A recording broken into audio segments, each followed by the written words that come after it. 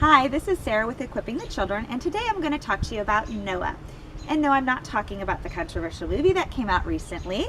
I am talking about just how we perceive Noah and how we teach the story of Noah to our children through children's books and other movies that we give them. So this is a little board book. It's probably from the dollar store. And I'm going to read it to you like I read it to my children. Now, if you've ever had a book that you have read over and over again, you know that it kind of gets boring and you might want to put a little twist or a little spice to it. So I'm going to read this like I read it to my children, with a little rhythm here, with a little bit of rap. In other words, I'm going to make fun of myself, make a fool of myself on this video. Okay. God saw wickedness across the land and decided upon a mighty plan. So he called Noah, so righteous and good, to build an ark from strong hard wood. Now we gotta say, Noah, oh, Noah, oh. God announced that a flood was near and people and animals would disappear. But the Lord told Noah what to do, bring all the animals 2 by 2, saying, Noah, oh, Noah, oh.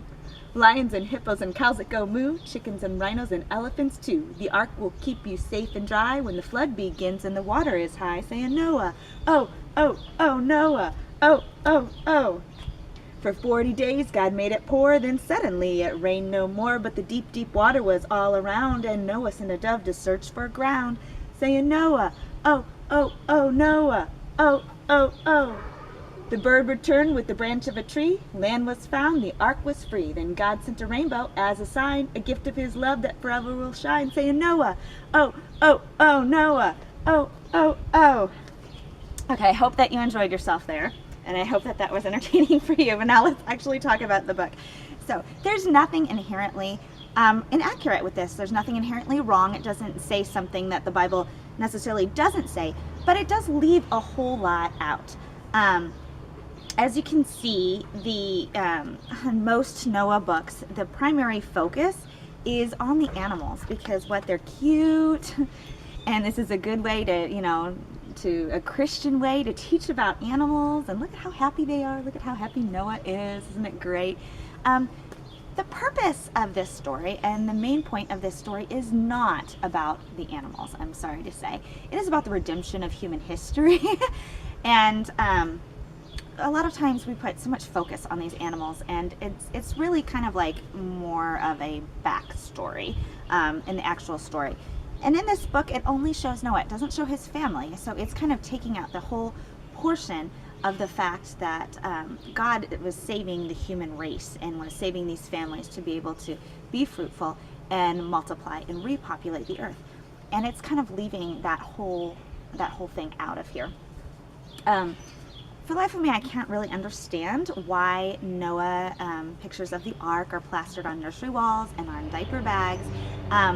It's the end of the world. It's a lot of people dying, and it's not a very happy bedtime story if we would really look at the reality of it. Of course, God's goodness and his kindness and his promises and his faithfulness and his covenant are seen through it. But sometimes I think we can take this kind of lightly of what actually took place on here. And we can see in this picture that Noah, he's surprised there because God is talking to him. But the rest of the book, he is so happy. He is just so at peace and so happy. The whole world is dying and he is just perfectly fine. Come on, guys. He was human. So let's stop putting these Bible characters on a pedestal. It does say that Noah was perfect in his generations, but we know that doesn't mean that he was a perfect human being. Of course, he was a sinner that needed a savior.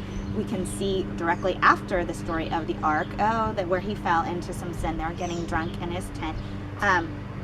Let's stop putting these Bible characters on pedestals.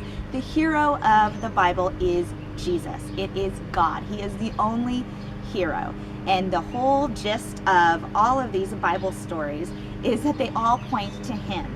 And everybody needs a savior, and every Bible character needs a savior. So I think these kind of books are fine to use and read to your children, but they should not be the basis of their spiritual diet.